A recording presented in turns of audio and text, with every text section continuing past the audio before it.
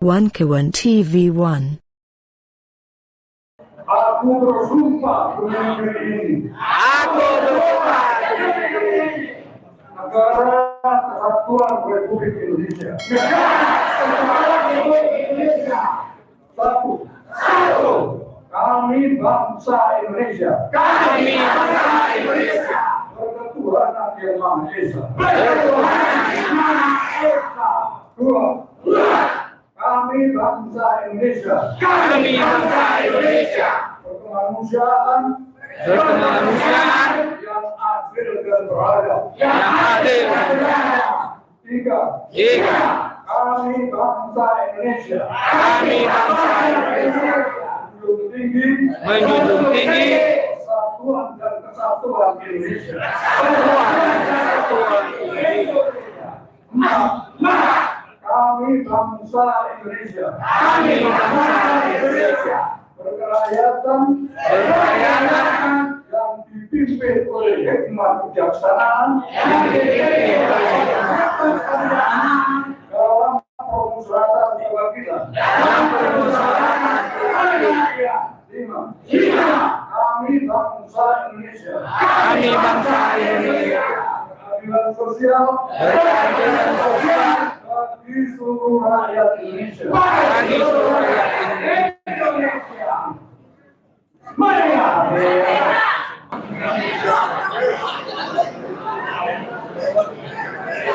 Dalam GKU, gerakan kembali ke UUD 45 yang dihadiri ratusan tokoh.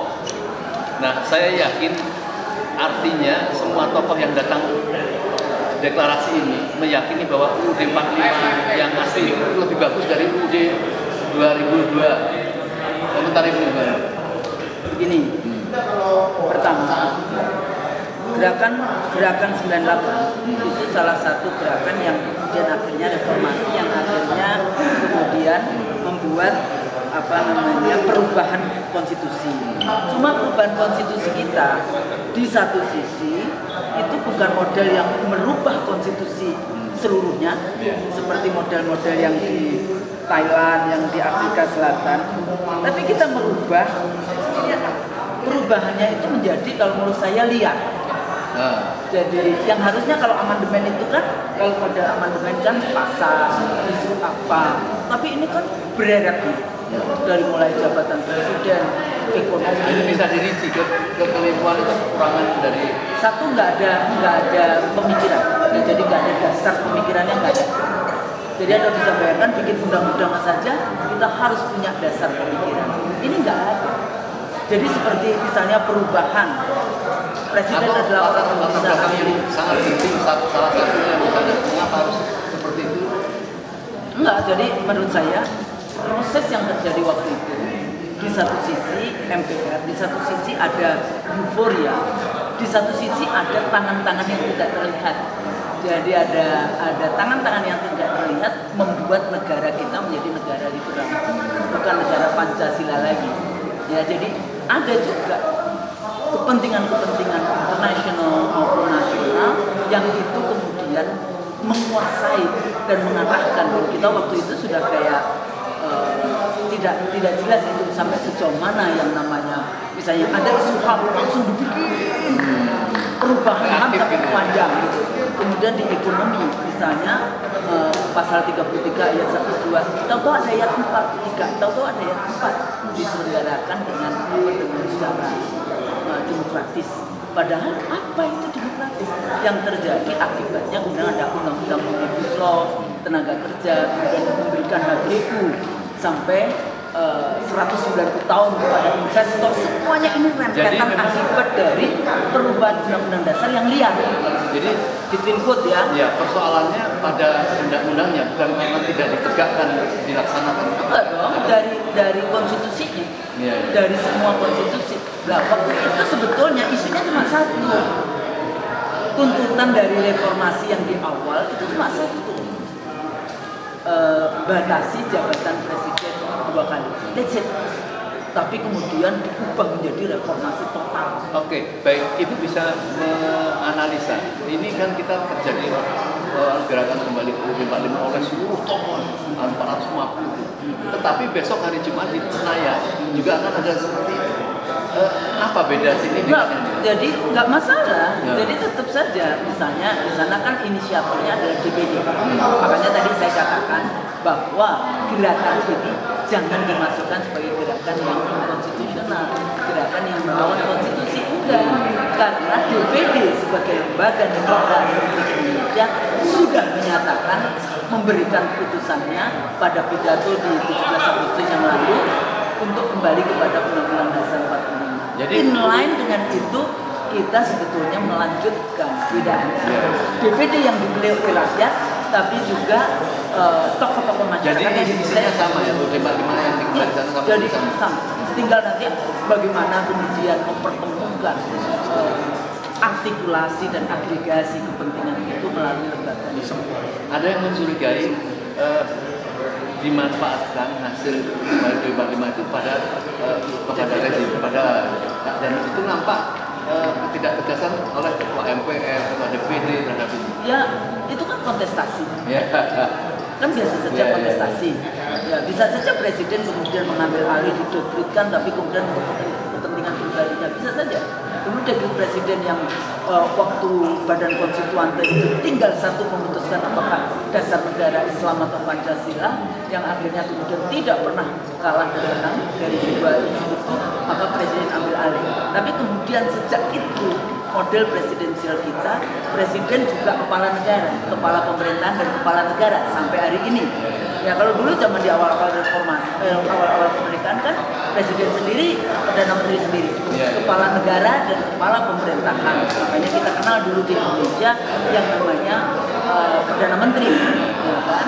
Nah, kita balik lagi di dalam konteks karena kita pernah punya undang-undang dasar sementara, kita punya undang-undang dasar RIS ya, Republik Indonesia Serikat, dan kemudian presiden tahun 59 dan kemudian reformasi gitu ya, jadi amandemen undang-undang dasar.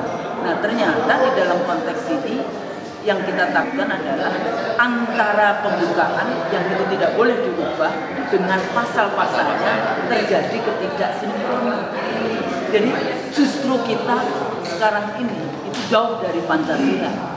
Dari ini juga menjadi persoalan, dari mulai hikmah kebijaksanaan dalam permusyawaratan, keadilan sosial bagi seluruh rakyat Indonesia.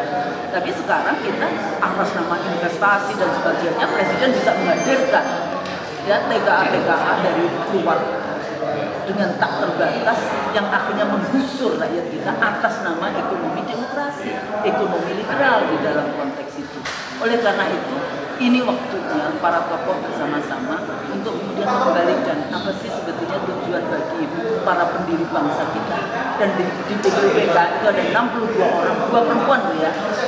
Ada Siti Sukartina dan Maria Purba di dalam konteks itu. Jadi selain founding fathers, ada founding mothers-nya bangsa ini. Baik, Di dalam masalah ini yang sedang ramai, masalah pilpres.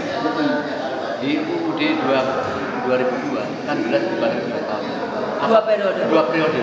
Apakah upaya MK dan mengundurkan ini termasuk mengakali itu sebenarnya? Memang sengaja by design mengakali pelanggaran terhadap UUD 2002 tadi.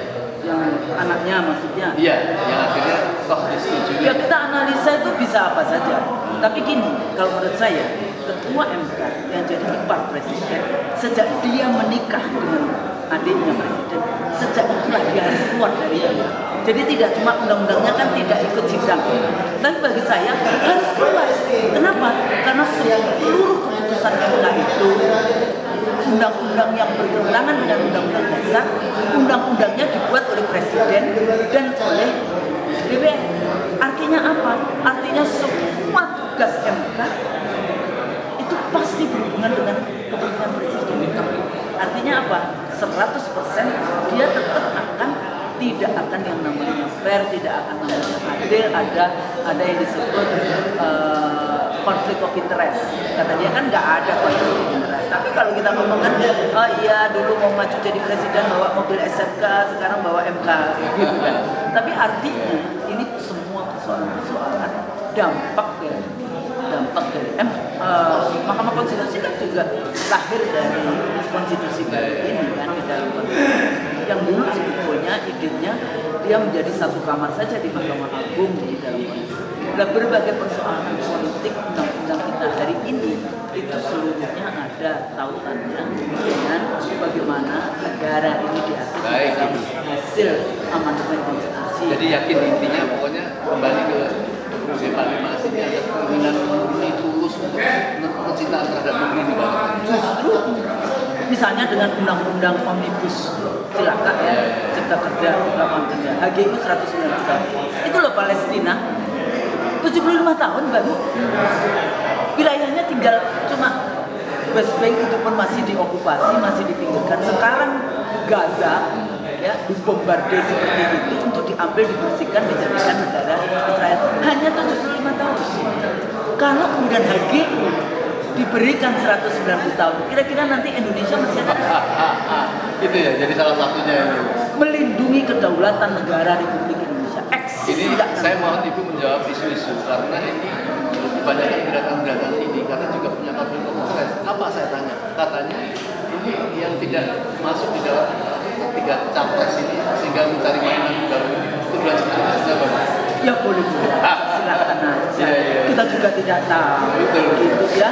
Jadi kalau Anda berarti ada konflik of interest juga, Ya. gitu, kenyamanan dan sebagainya. Saya pernah nggak bermuhasabah, merenungkan kembali arah dari perjalanan bangsa dan negara Republik Indonesia.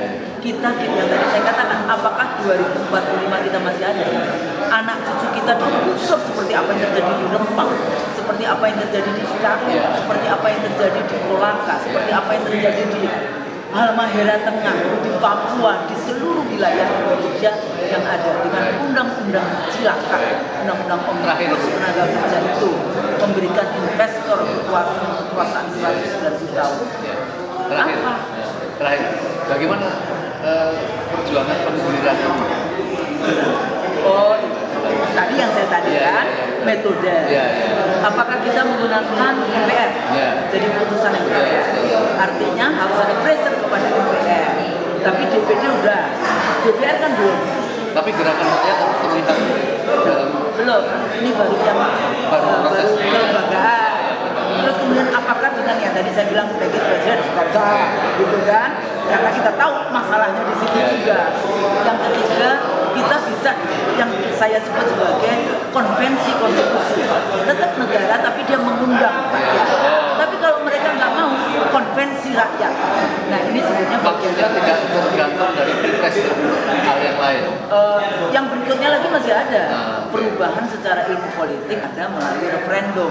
Jadi semua rakyat itu diajak. Biasanya di Thailand, di Afrika Selatan butuh 2 tahun begitu. Jadi apakah lebih cepat atau akan ada proses? Ya terserah kepada para pejuang.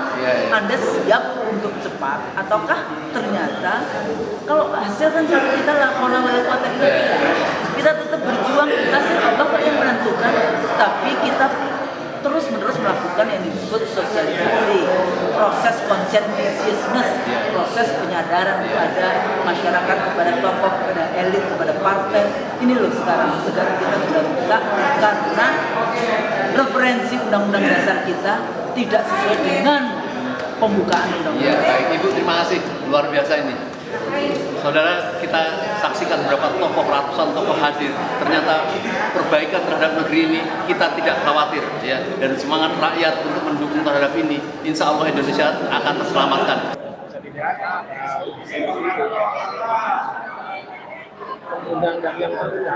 Assalamualaikum warahmatullahi wabarakatuh.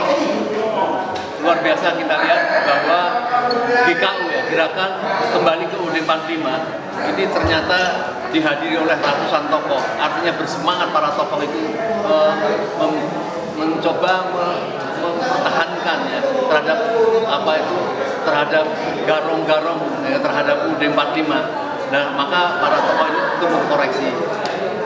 Bersama kita Bapak orang yang paling gigih ya, kembali kepada UUD 45, Bapak Dr. Sri Bintang Pamungkas.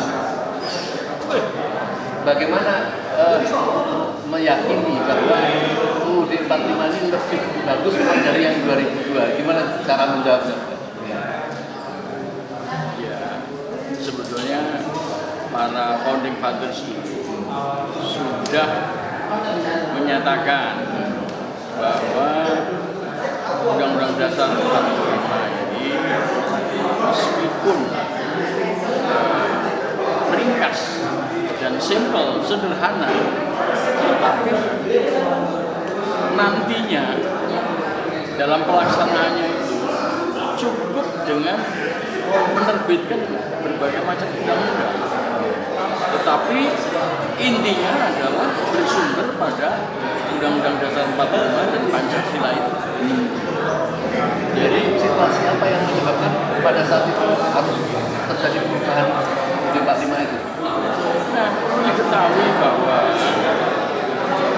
orang-orang asing yang menginginkan Indonesia itu dikuasai, khususnya sumber daya alam, ya, juga sumber daya manusianya yang nomor 6 di dunia, dan tanah yang begitu luas dan lokasinya begitu strategis, menginginkan menguasai Indonesia. Dan untuk bisa menguasai, yang ditakutkan itu adalah 3 hal. Satu adalah adanya MPR super bukti, di mana kedaulatan negara ada di tangan rakyat, dan itu adalah lembaga tertinggi, ya, di mana presiden, kepala eksekutif, dan yang lain-lain itu adalah bisa dimakzulkan setiap saat, karena mereka adalah karena MPR adalah lembaga tertinggi negara itu. Jadi itu satu. Yang kedua adalah tentang pasal, kalau tadi itu pasal 1 ayat 2, ini adalah pasal 6, di mana Indonesia yang Indonesia asli. Nah, itu menimbulkan berbagai macam keinginan. Kalau tidak diubah, maka bagaimana caranya orang-orang lain bisa menguasai? Jadi ini merupakan kejahatan perubahan itu untuk untuk bisa pintu masuknya bagi Iya. mereka-mereka yang tidak mesti harus orang Indonesia asli.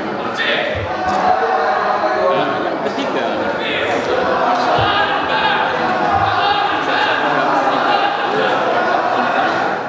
doktrin perekonomian Indonesia, doktrin kesejahteraan Indonesia, ya, yang anti kapitalisme, anti liberalisme, dan anti neokolonialisme. Dan disitulah kekayaan alam Indonesia itu harus dikuasai sebesar kemakmuran rakyat. Nah, inilah yang mau digoyang. 3 hal itu yang paling tidak mau digoyang. Sekalipun sebetulnya ada yang keempat, yaitu yang disebut dengan Dewan Pertimbangan Agung (DPA). Itu juga sesuatu yang membahayakan.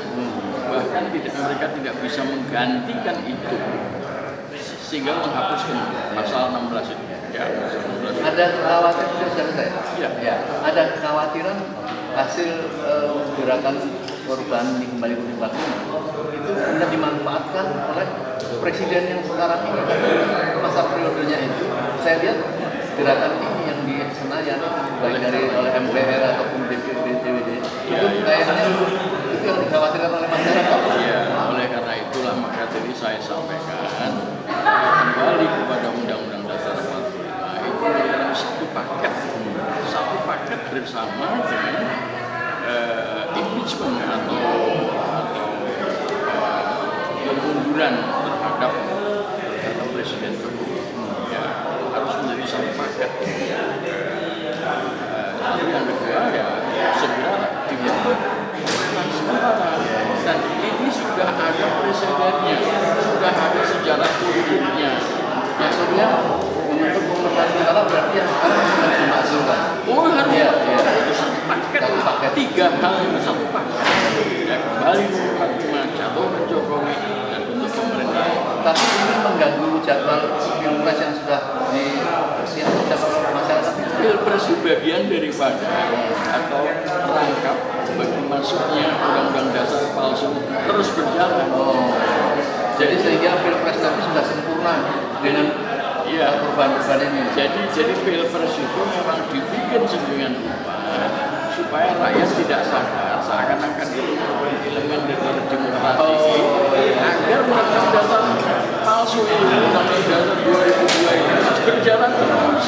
Dan ini konsepnya dari asing di dalam bukunya mantan rektor UGM Sufyan Effendi itu disebutkan bahwa konsep undang-undang dasar palsu itu diserahkan kepada Ketua MPR pada waktu Amin Rais untuk dilaksanakan perubahannya dari yang asli selama bertahun.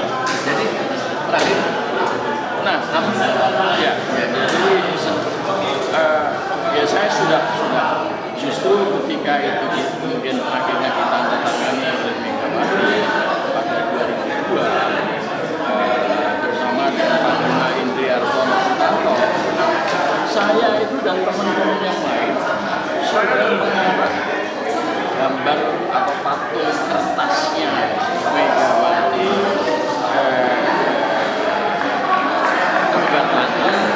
dan Amin Rais itu dibakar di Senayan itu akhir 2002. Kita juga membuat gambarnya siapa? Gus Dur. Tetapi tidak selesai, tidak jadi. tapi asalnya para mereka yang disebutkan Pak Bintang tadi, berarti sekarang dia harus bertobat dan kembali kepada jadi kita sadar betul, sudah sadar betul bahwa undang-undang dasar itu tujuannya adalah Indonesia. Baik, terakhir lagi nih, Pak Bintang setuju apabila semua capres itu dia juga harus menyatakan sikap terhadap perubahan itu. Oh iya, dan mereka harus merelakan dirinya untuk tidak menjadi capres.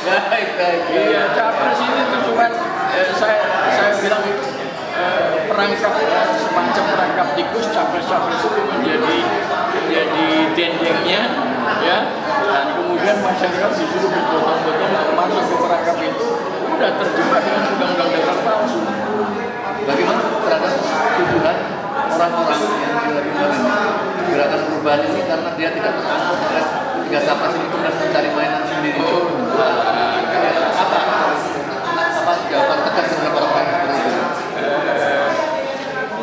Ya kalau kita lihat mereka kan boneka-boneka semua. Oh, boneka ya kan? Nah kita ingin mencari kan bukan boneka. Siapapun yang akan terpilih itu terserah kepada Allah, ya kan? Allah mengatakan bagaimana aku ambil kekuasaan dari yang aku kasih kekuasaan kepada yang aku mau. Jadi nggak ada itu keinginan yang seperti itu. Nanti partai-partai itu kita bubarkan semua, kita ganti dengan partai-partai yang baru dengan ide-ide baru sesuai dengan pelaksanaan undang-undang dasar 45.